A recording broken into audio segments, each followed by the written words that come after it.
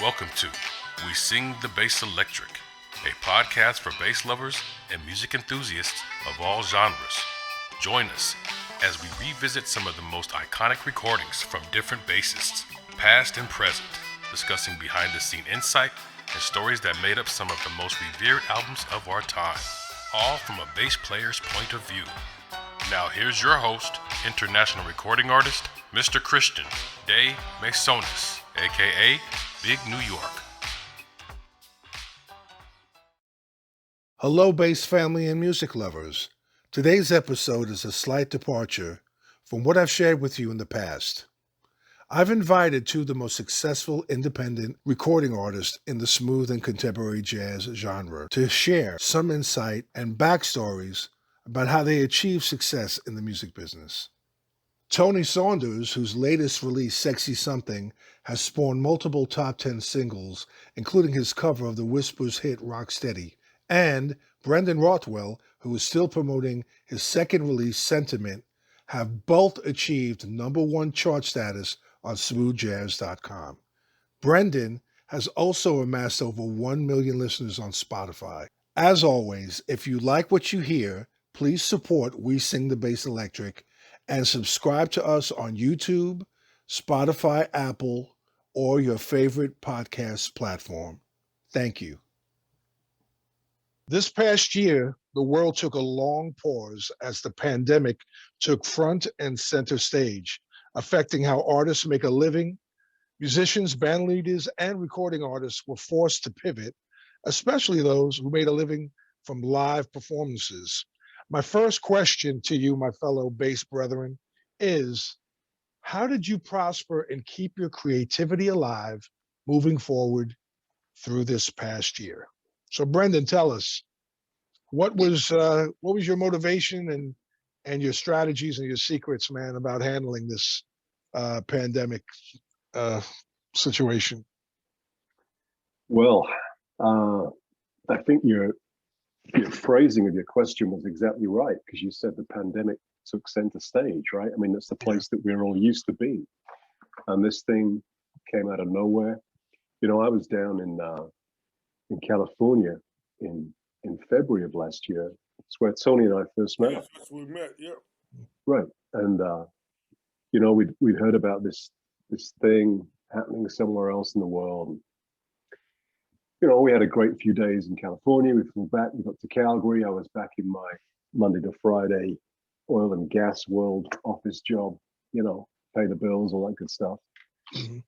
And like 2 to 3 weeks later, we were done. We were shut down, working from home.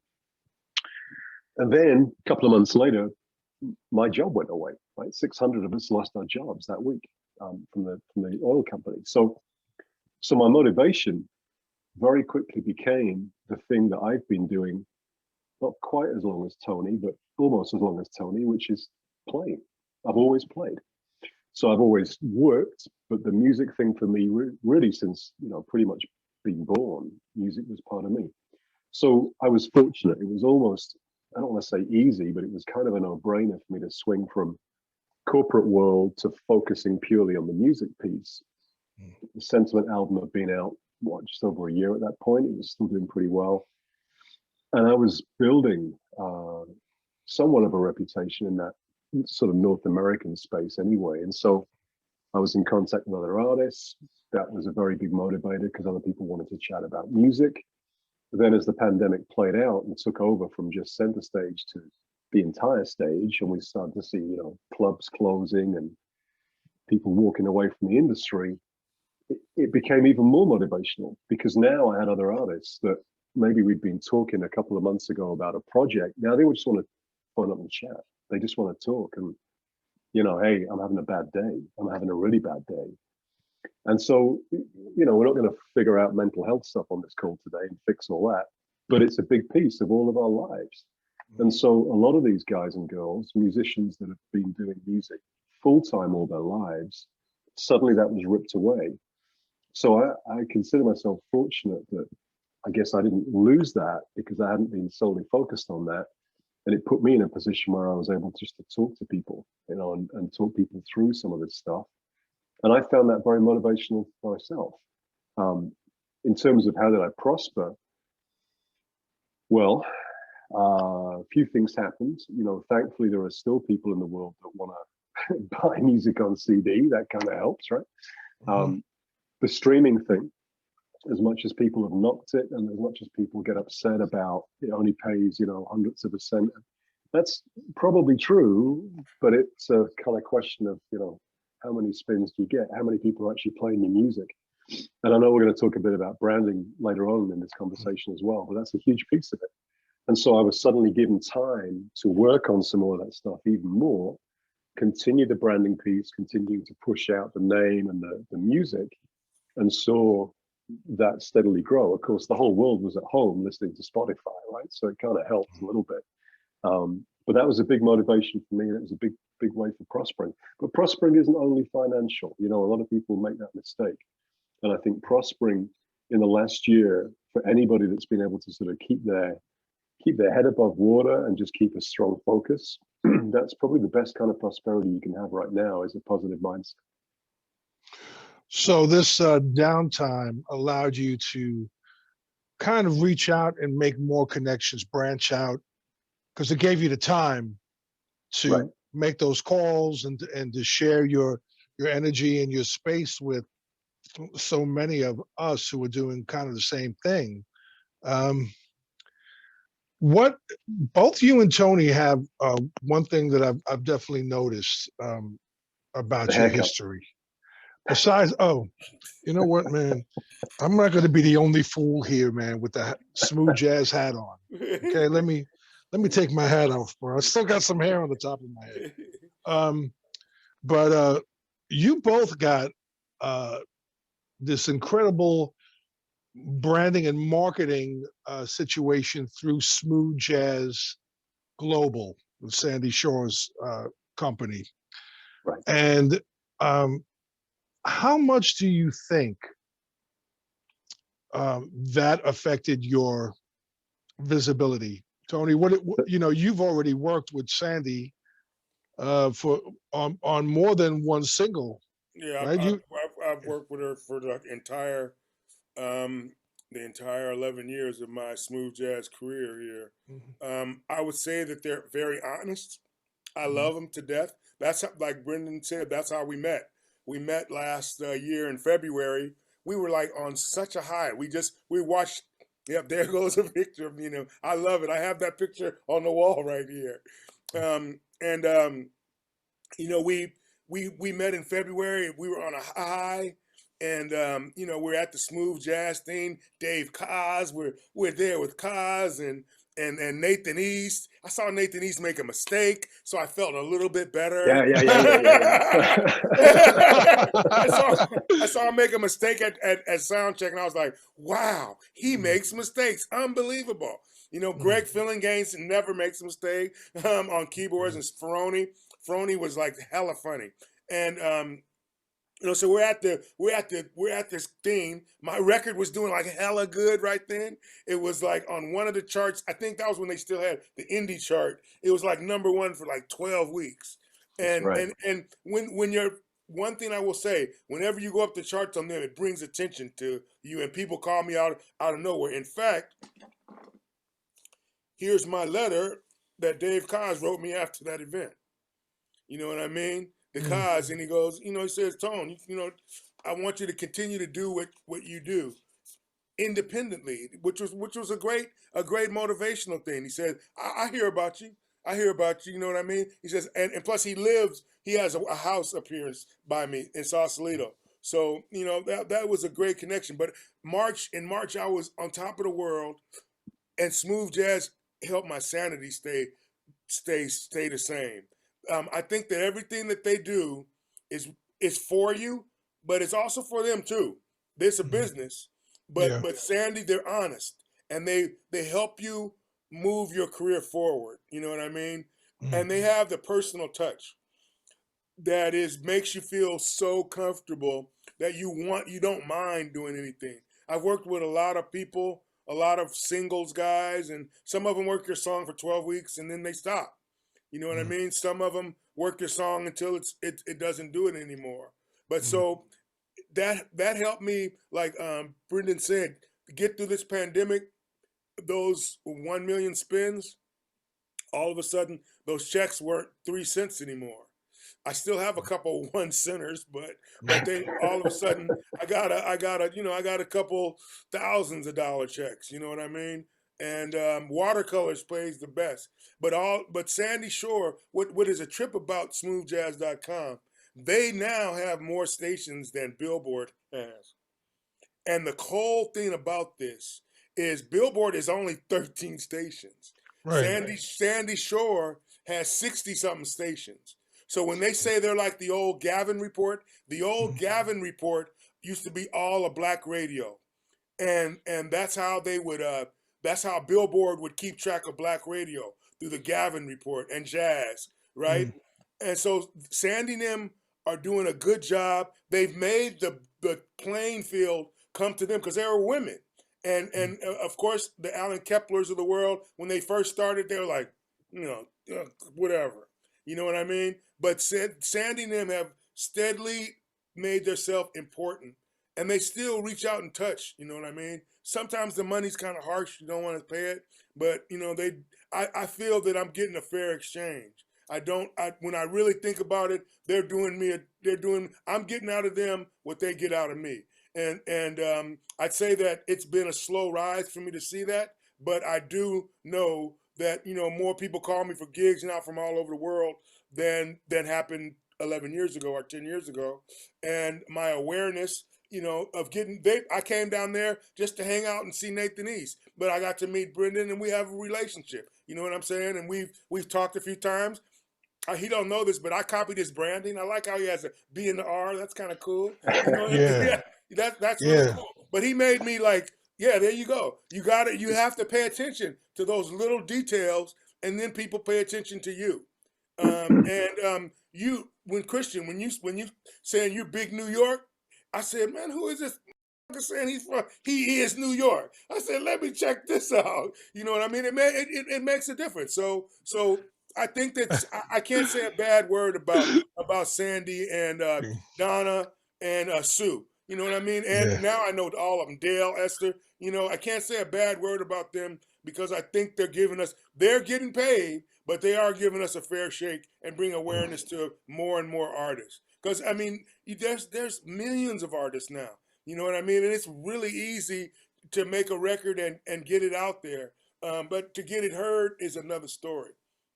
And I think you just gave an incredible plug to them. And I'm one of those question kind of guys like, hey, man, I'm giving you some cheese. What am I getting back? All that kind of stuff. And anybody who knows anything about this business, one of the biggest things that you have to learn is you really got to invest. I mean, after the recording, after you pay all the musicians, after everything is done, which you're already spending money on, then you have the next phase, man. And we didn't know that. I mean, come on, we grew up at a time when the record labels did all that kind of stuff, and so now we're doing everything ourselves. We're making our own videos. We're on social media. We spend so much time on social media. And so for me personally, it's a big learning experience. I actually wish that I knew back then when I released my first album back in 2010, Groove School Band, that that I knew what it had to take to get it out there. What can you share with those listening about some of your strategies? Now, Brendan, this really goes out to you because you are the king of branding. I mean, yes, he is. Yeah, standing ovation on that. Yeah, you're the king of branding, brother. In case people don't know who you are, the fact that you've gotten 1 million. Now, I believe it's 1 million followers, correct? Or is it 1 million listeners? Or what's the difference? Brendan, please explain. Sure, I'll do what I can. So one of the things, I guess, following on from Tony's very valid and very eloquent point on the smoothjazz.com piece, real briefly, I would echo what he said, right? So I've only been sort of out in the smooth jazz world about 4 years, 3.5, 4 years. Mhm. And it's because of Sandy. Actually, it's because of Miles, a buddy of mine who plays for Acoustic Alchemy, who said the world should hear this, and Sandy kind of showed me the way. But I have this business background as well as this music background, right? And so the branding piece for me, firstly, it's fun. And if you're doing branding and marketing for yourself and it's not fun, get someone else to do it, right? The adage here is you have to spend money to make money. So whether you're putting money into a campaign with smoothjazz.com or whether you're going to go pay someone to do graphic design, you have to invest something. For me, I'm fortunate that I have a bit of this background, but I still have to invest the time and the effort and make all these things happen. So on the numbers piece, Christian, to give you an idea, I looked at, before the call here, I looked actually at our combined numbers. Now, you mentioned that, the days of record labels, right? And those days seem a long time ago. But if you take the listeners, followers is a different thing, but let's look at the listeners, the people who actually play my music, your music, and Tony's music across a given month. Let's look at the last 28 days. It's 150,000 people. Wow. Right. Now you think about a record label back in the 80s, trying to sell 150,000 of whatever it is you've just done. Back then, long-haired heavy metal stuff. Tony, I have to use the quote, Tony, from your intro. Tony Saunders said this, Christian. He said, "I didn't even know I was funky." Like, what is that, Tony? I was a hippie, man. I was a hippie. That's cool. But you think about those numbers, right? 150,000 people. Now, I don't know about you guys, but here in Calgary, if I'm lucky enough pre-pandemic to actually get a live gig in a jazz club, I have a choice of maybe 3 venues, and we're looking at maybe 150 people, Between us, we've reached 1,000 times that in 28 days without even doing any work. You know why? Because of branding, because people understand that for Tony Saunders, there's a look and feel to his work, right? There's a sound that's been around only a little bit longer than I've been around. With Christian, it's Big New York. Either they know what that is, or to Tony's point, they want to know what that is. Like, how is it you got the balls to call yourself Big New York? No, they call me Big New York. That's the deal. It's everybody else's perspective, right? Yeah. And then there's this kind of, 5 foot whatever Anglo-Canadian guy from somewhere in the middle of nowhere. But you start to add those numbers up and it becomes something. So 150,000 people every month are spinning our music. And the beauty of branding is that now you can cross-brand. And so on Spotify, as an example, people hear me, but they scroll, they're going to see people who like this also like Christian de Mesones. They also like Tony Saunders. The list goes on. And then they start to pull those together, and then they get playlists, and then those playlists expand. I was lucky, and Christian, you and I have talked on this a couple of times about the secret, and I've told you there was no secret. It was fortune. But I go back to the concept of you've got to spend money to make money, or you've got to invest to get a return. That's maybe a better way to put it. So my investment in things like the smoothjazz.com campaign and my time in things like branding mean that my return was that I was fortunate enough to be picked up by Spotify for one of their editorial playlists. And that's the big numbers, right? And so one of my tracks, Think of You, has been on that playlist now for 10 months. On its own, it's broken 1.5 million streams. The albums are over 2.7, I think 2.6, 2.7 million streams now. And it's still visible and tracking on the smooth jazz charts. Now, that's not because Sandy or Donna or Sue have said, "Oh, we should play Brendan more," right? I mean, there's a whole generation of new artists that have appeared since COVID showed up. Like, I'm amazed how many new names are out there. But to Tony's point, it's because that particular platform, smoothjazz.com, has got all these stations reporting to them now. They still like what I've done. They're still playing what I've done. And so I'm still getting a presence mid-pack on that chart. The other big boost for me, though, was 18 months ago. The year-end chart came out. I was the first independent artist to break #1 on all 3 of their charts simultaneously. And the key there is not yay me, it's independent artist. There's no label money behind me. There's no label behind me. It's simply effort, energy, input, brand. And the key to all of this is consistency. If you are consistent, if it's bad, you'll know real fast it's bad. You can change it.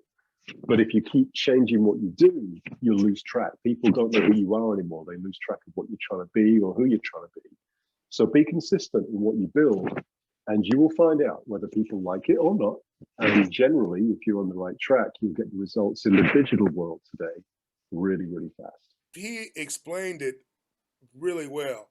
My God. And I actually have copied Brendan. The persistence thing works. And I was totally impressed. When you went to #1 on all 3 of those charts and was an indie guy, I was like going, wow, man, that gave me hope. You know what I'm saying? That gave me hope. Because basically on the label I used to be on, it was all my money. You know what I mean? I was just going through the label because I knew the president.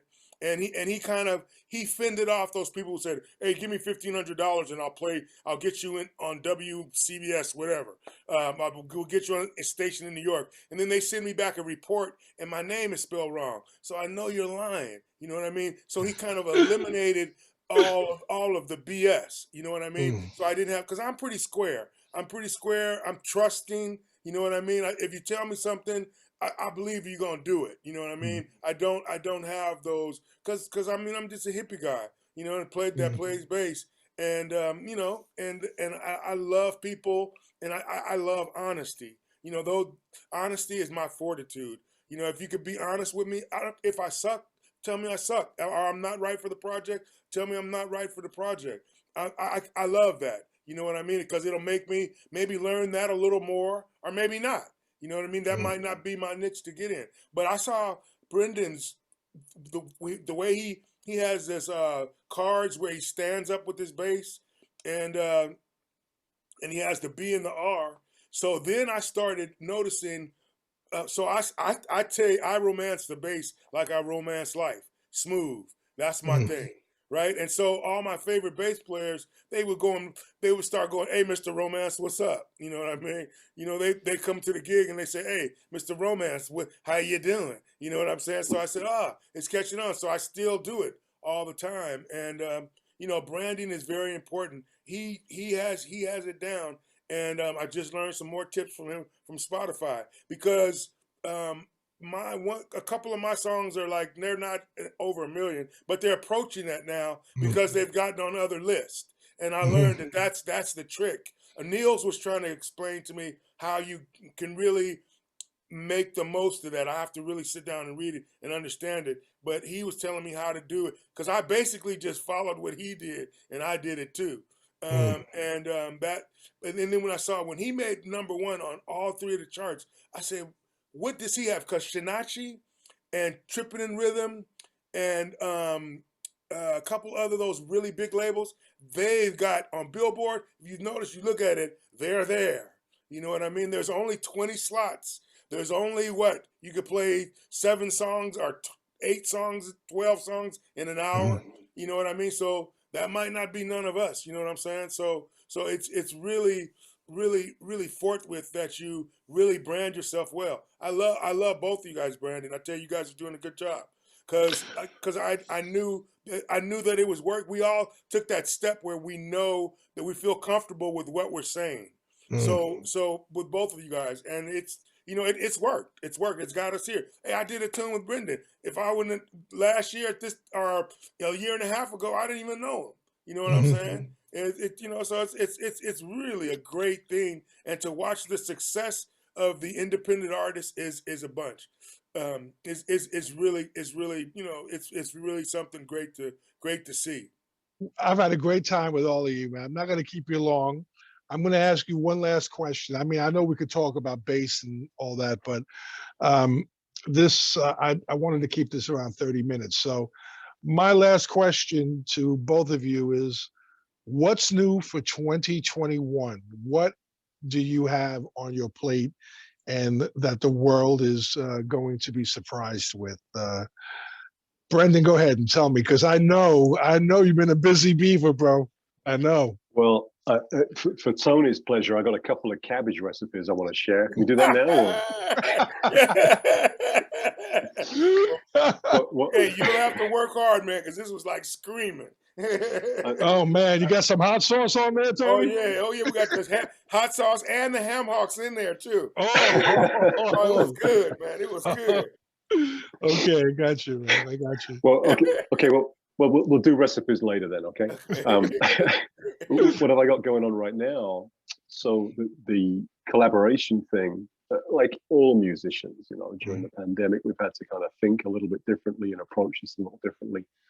So I've been very fortunate, the benefit of having some pretty basic but very efficient recording products here, and the benefit of time, which is the biggest thing that I've sort of learned this last 12 months is what the value of that is. Mr. Reza Khan, who you probably know of, he's a tasty guitarist who's doing pretty well. Reza and I met sort of virtually a couple of years ago because we were both charting at the same time. So I've been doing some work with him. I won't get into too many details other than to say he has a new album out, which I'm not on, but you should definitely check out. But he will have another album out in the spring of next year, which I will be on, which you definitely will want to check out. He's got some great guests coming up on that.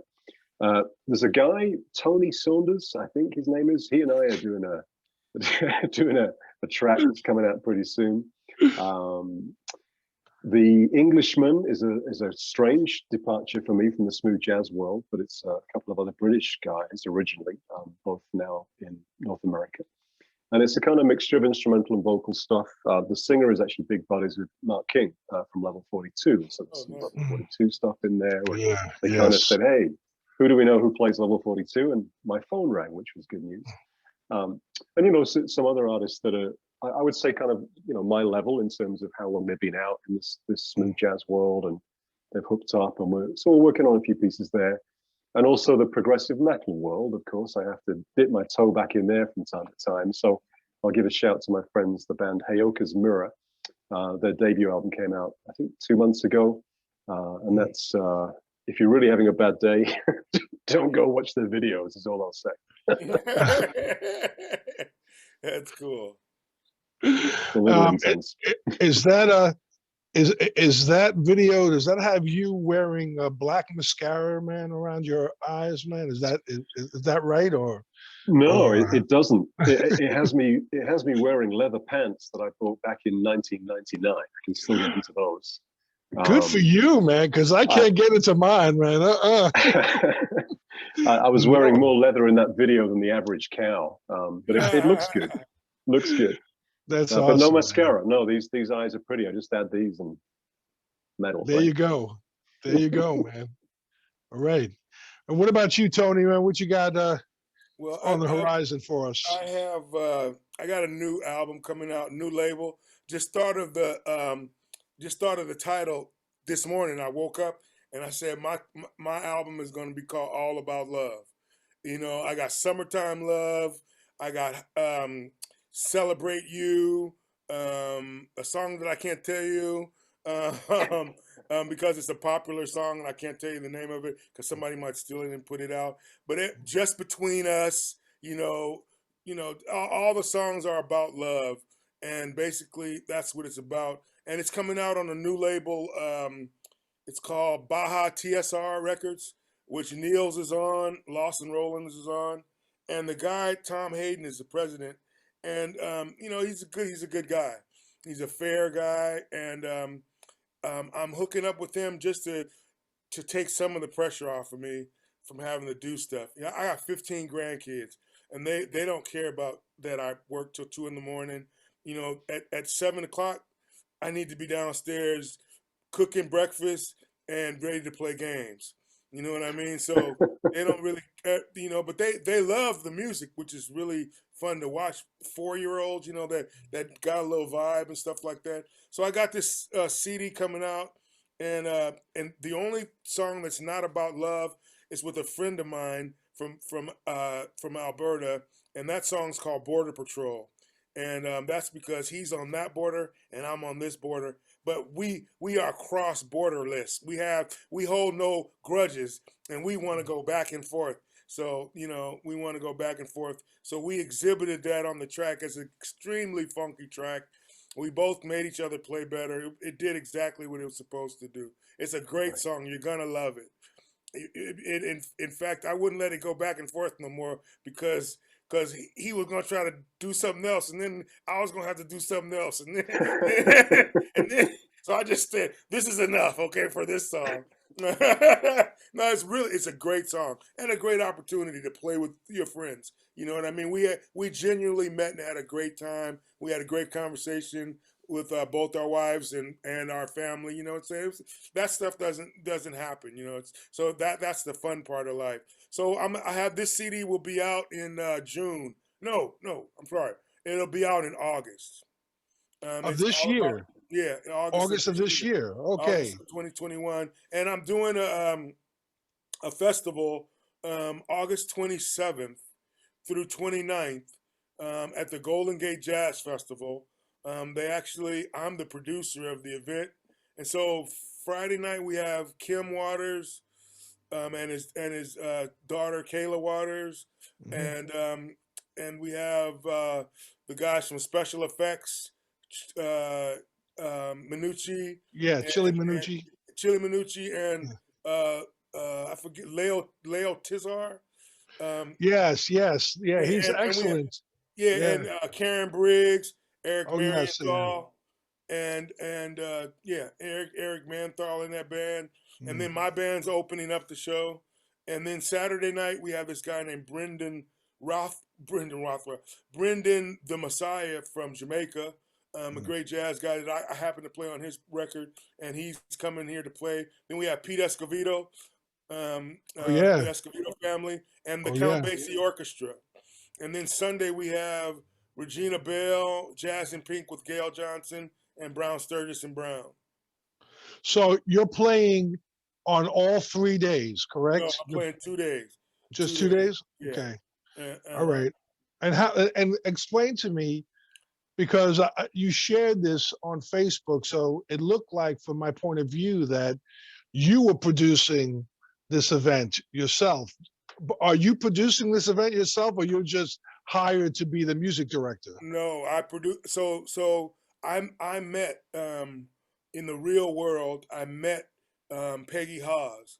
Peggy Haas is her family is Levi Strauss, and so she rebuilt this theater in San Francisco because she had to spend the money, $44 million, to Oh restore my this God. the Presidio Theater back to its original thing. So Mm, so my cousin owns a limousine company, mm, right? And so his brother got hurt, right? His brother had a stroke, and oh, so he says, Tony, I need your help. I'm stuck. I don't have a driver. I said, you've been riding in the back of limos for so long. I know that you could drive somebody. You know, have a very important client. So I took her to the open her theater, Peggy Haas, and we mm, had a great conversation. And so I had just this was September of 19.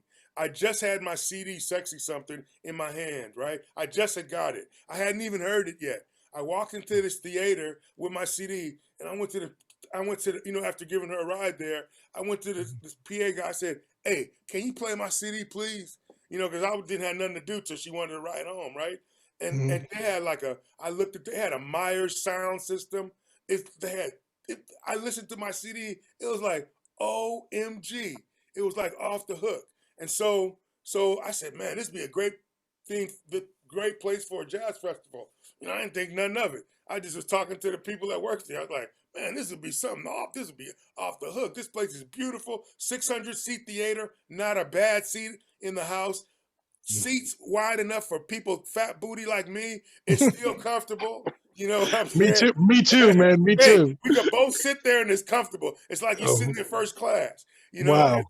so I didn't think nothing of it. So all of a sudden, a couple of weeks later, they said, "Hey, Tony, Peggy had such a good time with you." And then I'm in this rock band with her Peggy's brother and sister in England. You know what I mean? And so uh, uh, they said, "Hey, well, they said that you wanted to do a jazz festival. Uh, get it together and bring a presentation." I was like, what? For real? And so basically, it's evolved to that that the Hawes family has let me do this, and put it together. And, it's incredible because I was on the other side of just playing gigs, but now I am ever so humbled about all the stuff you have to do. I know about the catering. I know about the security. I know about banners. Mm, I know right. about, about everything that happens on the festival for 3 days. And I'm really excited to do it and really excited to be a part of it. And, we got to, like I say, we were talking earlier. So we got to next year. We got to figure out a way that all three of us can be at this festival, and then we begin to spread it out. You know what I mean? This festival's going to go on. I'm gonna expand it. Smooth Jazz came in to help me with the advertising. A couple other stations have helped me. You know what I mean? So it's been a great learning experience, and it's gonna happen. I'm excited Well, to see Count Basie That's are coming great. too. yeah, we're both, I'm sure I'm speaking for Brendan, but we're both very excited for you on this. And I'll tell you what, Tony, I am releasing uh, Throb the Bass Gods remix. Okay. I don't know if it's gonna. I mean, I've been telling Brendan it's already a year in the hole, but COVID stalled my plans. But anyway, uh, what a dream of mine to come true if we can get Brendan, you, me, and maybe another bass player to play the Bass Gods remix version, because I've got some great bass artists on it. Vale Johnson is performing on this song. Your friend Andrew Goucher is on it, and uh, my mentor, one of my teachers, Bill Dickens, is on it. So, He's stupid so crazy. Brendan, have you ever seen Bill Dickens play? Oh yeah, yeah. He's crazy. It's a little scary. I've never seen anybody play that fast. Yeah, yeah. So I mean, check it out. We'd have a 4, 5, 6, 7, 8, 12 string. We would have an incredible bass lineup. Oh my God. I mean, that's something to look forward to, guys, for real. Okay, that'd be You great. know, that'd That'd be be you great. great. know. That'd be great. All right. Well, look, I'm going to let you guys go. It's been a pleasure talking to you. As you know, this little bass podcast of mine started 6 months ago, and I've been focusing on a lot of my early rock heroes. So I've been really inviting some of these guys who, when I was 14 and 15, who are still around. But I'm going to be expanding my horizons. I plan on featuring more artists like the both of you, eventually doing one-on-ones. And we'll talk more about bass gear, Right. which is really, really interesting. But I definitely would like you to at least tell the audience how they can get your music. Well, you can go to visit my website at tonysaunders.com, or you could go to Spotify. You can go to any place, iTunes, Amazon. But if you really want to make Tony Saunders happy, I would go to tonysaunders.com because I have all of those CDs too. and and you could buy them from my store, and I'll probably make the most money from my store than anything, because a distributor, the iTunes and everybody, when it comes back to me, that same $12 that you pay, I get $1.80, something like that.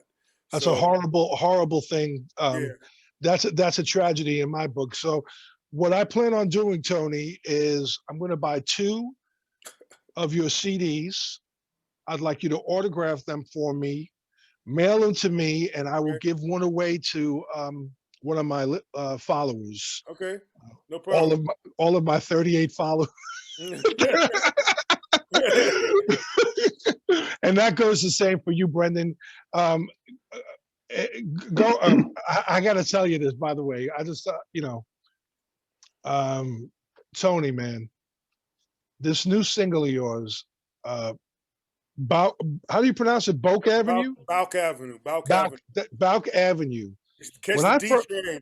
When you catch the D train all the way to the end, if you get off at Balk and Gun Hill Road, it's in the Bronx. You pass Harlem, and Mhm. it's like Gun Hill Road has the the little Jewish delis where you get the fresh bread every morning, but it's in the Bronx. So I got to tell you, just a brief story. Ray Chu is my cousin, right? Ray Chu is the musical director for Dancing with the Stars, and he also does another show on Fox. Okay, but when we were 9 years old, so this was competition. He was 9, I was 12.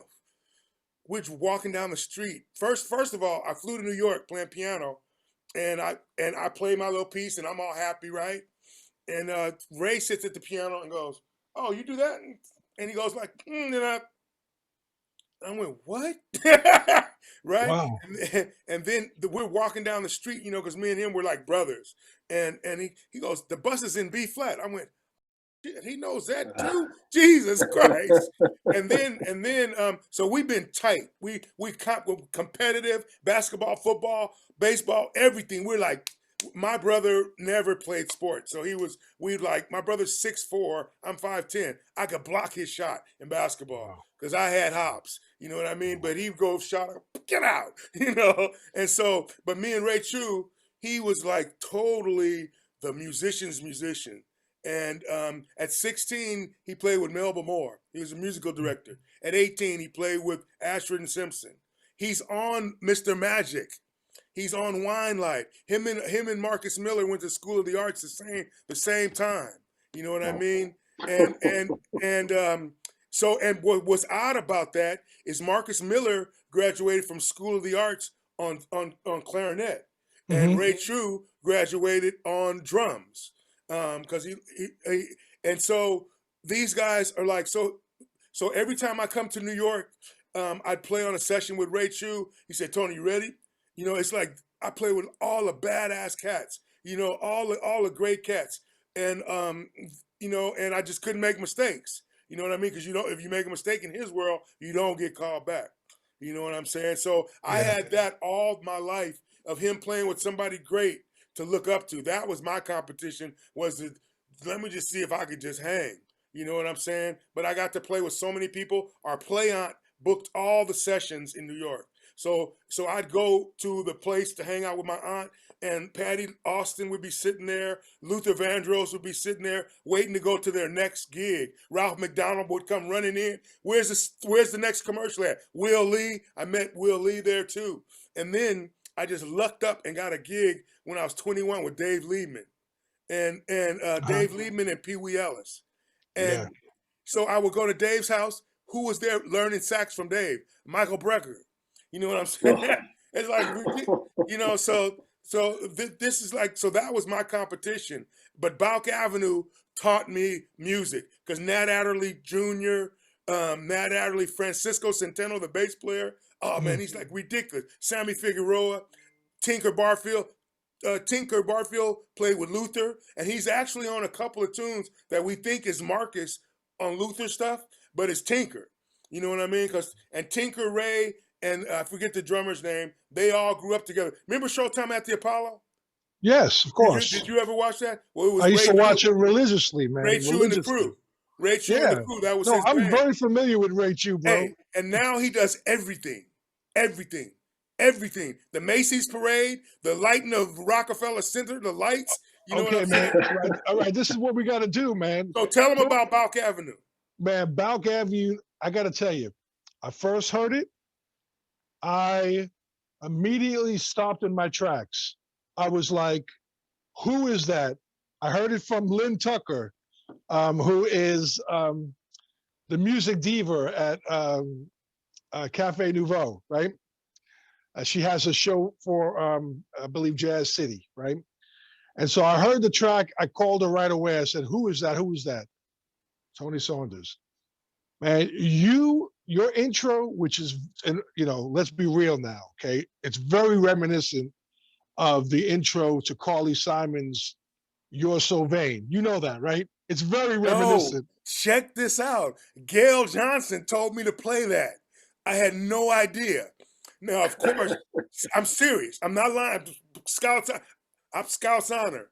I had no idea it was the same thing. Gail Johnson was producing the record with me, right? And she says, Tony, do this. And so I said, okay, no problem. And I played it for her, right?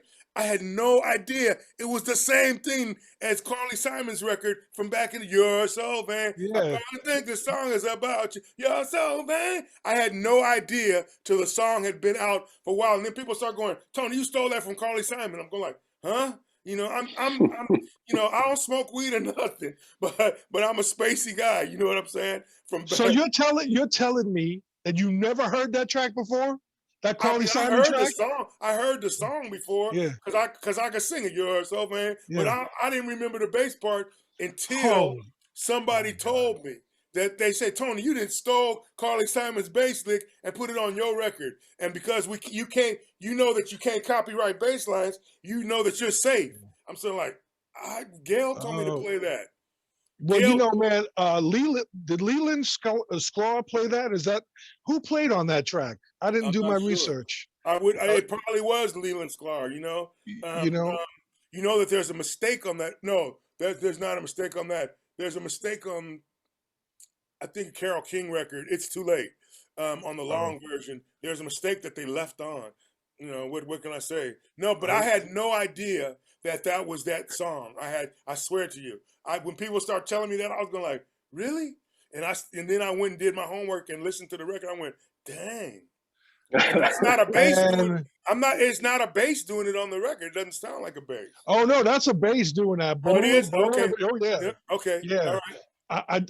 Brendan, man, I wish Brendan would have Googled that to find out who the bass player was on that track, because I wanted to do my research. I didn't get a chance to do my research on that, but that song gives me hope, Tony, man, and I love it. I absolutely love it. I hope it does very, very well for you. Now, Brendan, are you Yeah. going to be releasing another single from Sentiment, or what's the plans for that? Well, another single, not at this point. I've pushed out, what have we had from that? Four tracks off that album in total, the singles, right? And the album's 2 years old. And, back to your question earlier about motivation, it's kind of easy just to sit back and go, oh, push another single out. I'd rather do something new. So in addition to the collaboration stuff that I've been working on, yeah, absolutely, I'm working on my own new material as well, which has taken not a different turn, but certainly will have a slightly fresher sound. I got into Keyscape about a year ago. If you know Keyscape, the platform, it's a beautiful digital sample library of like Fender Rhodes and 80s synths and stuff. So, Oh, okay. I've always written either on a bass or on a piano, but I'm really finding my way around some of those funky kind of 70s, 80s keyboard riffs again now. So that's cool. So yeah, my own material. I don't have any sort of timeline at this point. I'm thinking maybe this year. That's looking more and more like early part of next year now for an actual release. But I have, as I said, probably 10 or 11 different collaborations that are going on in the background right now as well, which is pretty cool. So that's going to be released over the next 3 to 6 months as they start to pan out as well. We'll get some more pieces moving on there. I have to interject briefly here and say, anybody who's listening, whoever uses Wikipedia to ask a music question, you're going to get redirected to TonySaunders.com, because the guy's an encyclopedia. It's absolutely insane. I sit here looking at this going, man, Siri isn't as fast as you. Like Google isn't as fast as you. But to answer your question, Klaus Vormann was actually the bass player. Klaus Vormann. Wow. Well, that's it, man. That's on Carly's Son. Oh, Yeah. that was cool, man. Do you know where I got that answer from, Tony? Where? I got it from TonySaunders.com. Wow. Wow. But let me plug the other website of discussion, and then we'll get onto Christian's website as well. So the music I've put out, which you've graciously talked about today, is obviously available, as is Tony's, as is Christian's, from all of those platforms, Spotify, iTunes, the list goes on. Tony, though, has probably the most relevant point when it comes to the revenue side of music. And so in a similar way to Tony, BrandonRothwell.com is where you can find photographs of me from the late 70s onwards, as well as my music for sale on CD.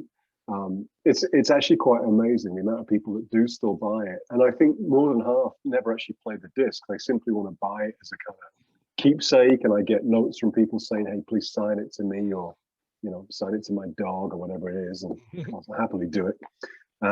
So yeah, it's a very cool thing. But BrendanRothwell.com is kind of my source of truth. And then obviously the streaming platforms are out there as well, which is cool. Yeah.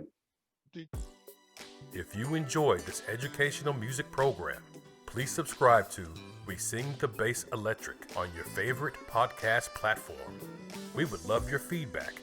Email us at WeSingTheBassElectric@gmail.com. For bonus material and a chance to win merchandise, such as autographed CDs and more, subscribe to our YouTube channel and join our mailing list at WeSingTheBassElectric.com. As always, thank you for your support. And please buy music from these spotlighted artists. It makes a difference.